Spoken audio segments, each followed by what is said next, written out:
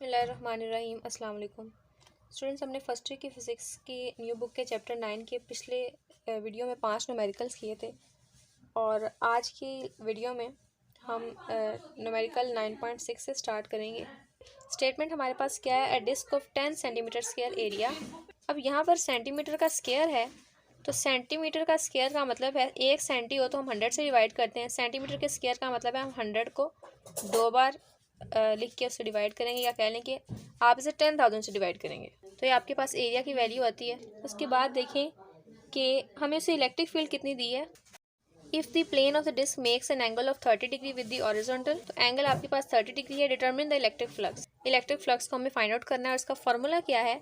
हम formula sheet के अंदर हमने लिखा था ई डॉट ए, और आपको पता है कि जब भी डॉट प्रोडक्ट आए तो हम वहाँ पर कॉस थीटा लगाते हैं, यानी हम लिख सकते हैं ई ए कॉस थीटा। यहाँ पर वैल्यूज पुट कराएं। 5e is equals to E 5 multiply raise to power 5, A आपके पास 10 multiply raise to power -4, cos और थीटा आपके पास 30 डिग्री है। पहले कॉस 30 डिग्री की वैल्यू फाइंड आउट करें, उसको इस टर्म से मल्टीप्लाई करें, फिर इससे मल्टीप्लाई करें, जो आपके पास आंसर आता है वो फ्लक्स होगा। कॉस 30 आपके पास √3/2 के इक्वल है। आप 10 raise to power 5 10 raise to power जितनी भी वैल्यूज़ हैं उनको इकट्ठा कर लें, 5 + 1 - 4, तो आपके पास आंसर आता है 5 और 1 6, 6 में से 4 गए 2, 10 की पावर 2, 10 की पावर 2 ले 100 आता है। 100 को 5 से मल्टीप्लाई करें 500, और 500 को आप 2 से कैंसिलेशन करवाएं तो आपके पास 250 आता है। तो फ्लक्स आपके पास है 250/√3। 9.7 की स्टेटमेंट देखें। A circular copper rod is 50 centimetre long, तो लेंथ उसकी हमें बताई गई है 50 सेंटीमीटर, और सेंटीमीटर को मीटर में चेंज करने के लिए हम 100 से डिवाइड करवाते हैं तो 0.5 मीटर आता है। इसके बाद देखें एंड 1 सेंटीमीटर डायामीटर, उसका डायामीटर है 1 सेंटीमीटर, और अगेन सेंटीमीटर को मीटर में कराने के लिए हम 100 से डिवाइड करेंगे। Find the resistance across its ends. उसके बाद है what should be the side of square cross section. कि आपके पास जो क्रॉस सेक्शन है वो स्क्वायर है, यानी इसकी हर साइड की लेंथ बराबर है, तो उसकी एक साइड की लेंथ कितनी होगी? अगर रेजिस्टेंस की सेम वही वैल्यू हो जो आपने ऊपर निकाली होगी। और फिर कहा गया है कि रेजिस्टिविटी ऑफ कॉपर आपके पास कितनी है। ये वो वैल्यू है जो आप दोनों पार्ट्स में यूज़ कर सकते हैं। 5.0 multiply raise to power -8 ohm metre. तो ये दो टर्म्स आपको फाइंड आउट करनी है, एक बार रेजिस्टेंस और उसके बाद उसी रेजिस्टेंस का इस्तेमाल करते हुए उस क्रॉस सेक्शन की लेंथ, एक साइड की लेंथ। तो स्टूडेंट्स देखें ऐसा कौन सा फॉर्मूला है जिसमें लेंथ भी हो, उसमें रेजिस्टेंस भी हो, रेजिस्टिविटी भी हो, तो वो ये फार्मूला आपके पास आई वाला नज़र आ रहा है। तो आप फार्मूला लिखेंगे R is equals to ρL divided by A। अब देखें स्टूडेंट्स, आपको दो रेजिस्टिविटीज़ दी गई हैं डाटा के अकॉर्डिंग, और हम क्योंकि पहला पार्ट कर रहे हैं और पहले पार्ट में लिखा है अ सर्कुलर कॉपर रॉड, तो इसका मतलब हम रेजिस्टिविटी भी किसकी इस्तेमाल करेंगे? कॉपर की।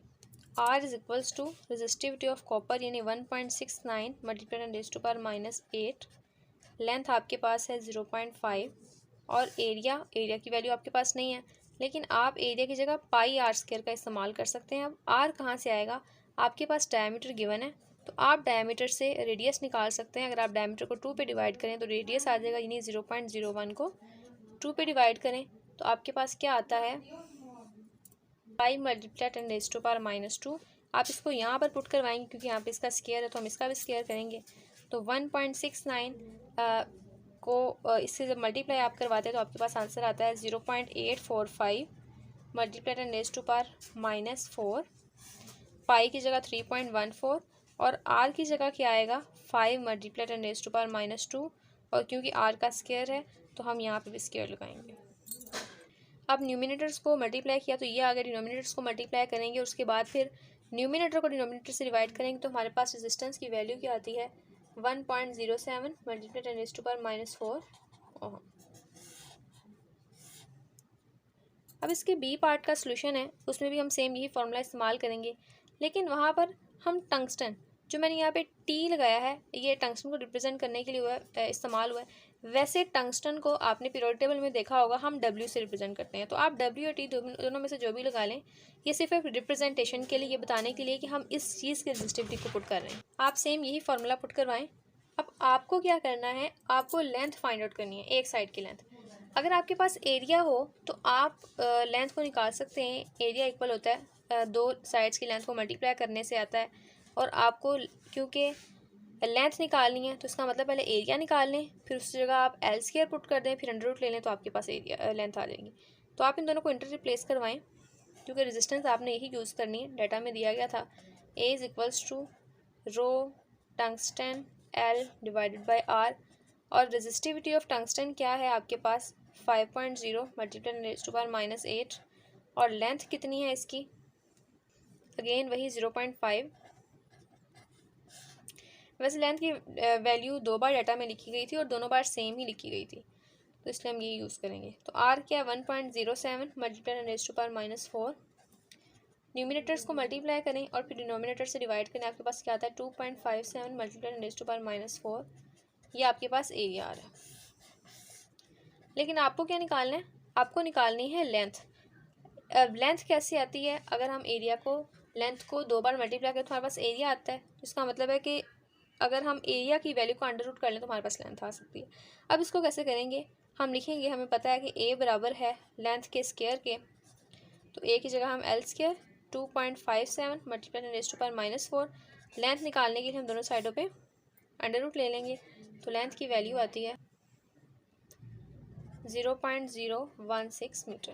ये भी ठीक है, अगर आप इसे बुक के अकॉर्डिंग चाहते हैं तो आप इसमें थोड़ी सी चेंजिंग कर सकते हैं,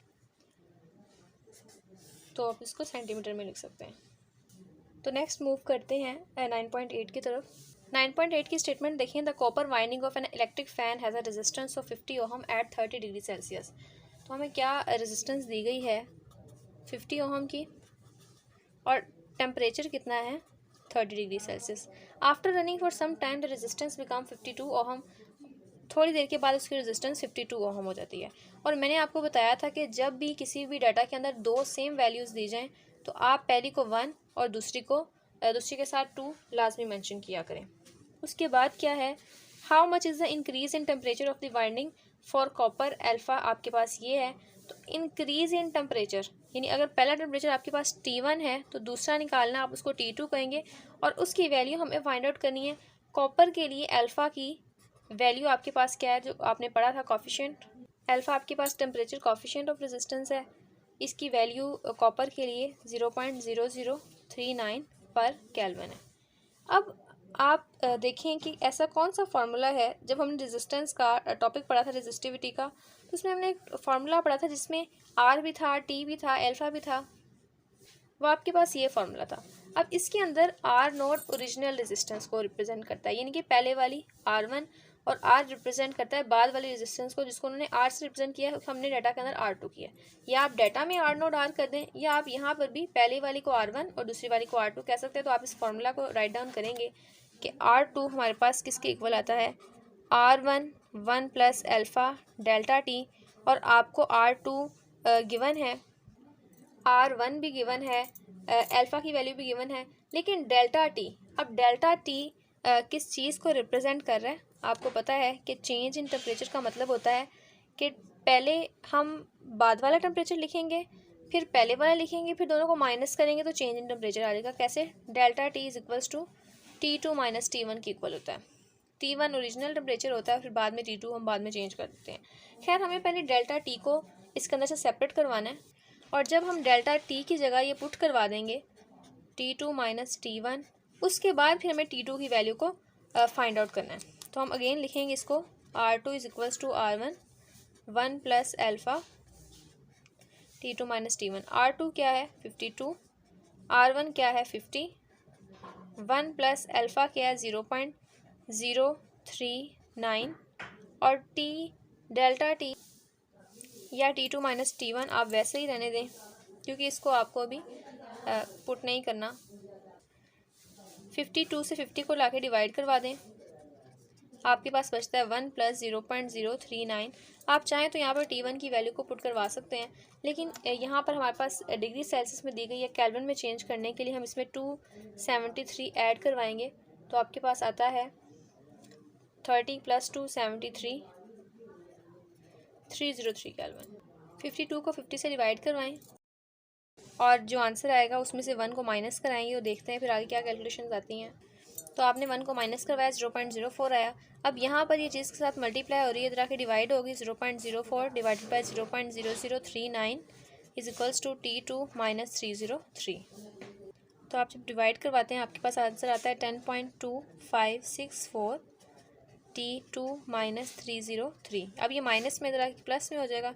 10.2564 plus 303 is equals to T2। आप इनको ऐड करवाएं, 313.2564। ये आपके पास T2 का आंसर आया है केल्विन में। आप इसको डिग्री सेल्सियस में भी चेंज कर सकते हैं। तो students, according to my calculation इसका आंसर 40 डिग्री सेल्सियस है। बुक में 10.3 है और कुछ हेल्पिंग बुक्स आपको मिलेंगी, उसके अंदर आंसर में वेरिएशंस हैं क्योंकि उनके अंदर न्यू बुक्स आई हैं। इसके अंदर अभी बहुत सी मॉडिफिकेशंस होनी है, बहुत सी गलतियाँ ये ठीक करेंगे और की बुक्स में भी डाटा चेंज करके थोड़ी सी उसके अंदर वेरिएशन लाकर वो ठीक आंसर, कभी कभी गलत आंसर निकाल देते हैं। तो आपने पैटर्न को फॉलो करना है। हमारा पैटर्न बिल्कुल ठीक है। इस पैटर्न को फॉलो करते हुए आपको जो भी पेपर में डाटा आएगा उसके अकॉर्डिंग, उसी डाटा के अकॉर्डिंग आप आंसर निकालें और इंशाल्लाह आपका बिल्कुल करेक्ट होगा। 9.9 देखें। During an experiment a copper wire of 50 metre long, क्या आपके पास कॉपर वायर की लेंथ कितनी है? 50 मीटर एंड 150 माइक्रोमीटर थिक, तो उसकी मोटाई कितनी है? 150 माइक्रोमीटर और माइक्रो एक प्रीफिक्स है जिसकी वैल्यू 10⁻⁻6 होती है। उसके बाद क्या कहा गया? Is hung vertically then a current of 1 ampere is passed, उसको हम लटकाते हैं, उसमें से 1 एम्पेयर का करंट गुजरता है। इट एंड्स फॉर 50 सेकेंड, और कितने टाइम के लिए गुजरता है? 50 सेकेंड्स के लिए। Find the resistance of the wire, आप वायर की रेजिस्टेंस को फाइंड आउट करें। And heat dissipated during this process, और कितनी हीट इसमें से डिसिपेट होती है, ज़ाया होती है, उसको भी फाइंड आउट करें। रेजिस्टिविटी ऑफ कॉपर, और कॉपर की रेजिस्टिविटी आपको दी है 1.69 मल्टीप्लाई 10⁻⁸ ओहम मीटर। अब देखें स्टूडेंट्स, इस डाटा के अकॉर्डिंग आपको रेजिस्टेंस भी फाइंड आउट करनी है, आपको हीट डिसिपेटेड की वैल्यू भी फाइंड आउट करनी है। तो इसमें रेजिस्टेंस को निकालने के लिए आपने एक फार्मूला पढ़ा है, ρL डिवाइडेड बाई A, और क्योंकि यहाँ पर एक ही कॉपर ही है तो हम उसी की वैल्यू पुट करवाएंगे। और बी वाले पार्ट में हीट डिसिपेटेड का फार्मूला है I² RT। दोनों में वैल्यूज़ पुट करवाएं।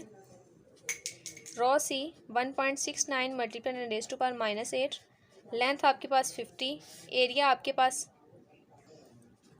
क्योंकि गिवन नहीं है लेकिन हमारे पास मोटाई या डायमीटर उसका गिवन है। आपको पता है हम डायमीटर की मदद से रेडियस निकाल सकते हैं। उसके लिए क्या तरीक़ेकार है? आपको डायमीटर को 2 पे डिवाइड करना होगा। आप इस डाटा को यहाँ पे कहीं इंसर्ट कर सकते हैं। 150 मल्टीप्लाई 10⁻⁻6, इसको 2 पे डिवाइड करें, आपके पास आता है 75 मल्टीप्लाई 10⁻⁻6। और एरिया का फार्मूला होता है πr², पाई की जगह 3.14, आर की जगह 75 मल्टीप्लाई 10⁻⁻6, r² यानी इसका स्क्वायर, और न्यूमिनेटर्स को आपस में मल्टीप्लाई करवाएं, आपके पास आंसर आता है 84.5 मल्टीप्लाई 10⁻⁸, और फिर बाद में इसको इसके साथ डिवाइड करवाएं तो आपके पास आता है 47.8 ओम। अब सेकंड में देखें, हीट डिसिपेटेड में I² RT। आई करंट आपके पास 1 एम्पेयर है, रेजिस्टेंस आपने अभी निकाली 47.8 है, और T आपके पास 50 है। आप इन सब टर्म्स को मल्टीप्लाई कराएं, आपके पास आता है 2390। तो इतनी हीट, इतने जाउल हीट डिसिपेट हुई है जब आपने एक्सपेरिमेंट किया। 9.10 की स्टेटमेंट देखें। The EMF for battery is 12 volt. Battery की EMF 12 वोल्ट है। It is connected to a 3.6 ohm register.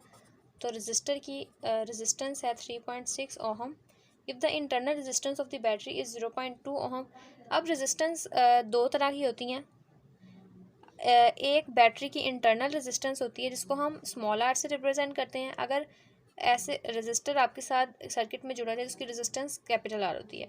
अब बैटरी की इंटरनल रेजिस्टेंस को हम स्मॉल आर से रिप्रेजेंट करेंगे जो कि 0.2 ओहम है। What will be the terminal potential across the battery. तो टर्मिनल पोटेंशियल को हमें फाइंड आउट करना है। अब टर्मिनल पोटेंशियल डिफरेंस का ये फार्मूला है जिसके अकॉर्डिंग हमारे पास EMF और इंटरनल रेजिस्टेंस प्रेजेंट है जबकि करंट प्रेजेंट नहीं है, और करंट को निकालने के लिए हम इस फार्मूले का इस्तेमाल करेंगे। I is equals to E आपके पास 12 है, कैपिटल R आपके पास 3.6 है, स्मॉल r 0.2 है।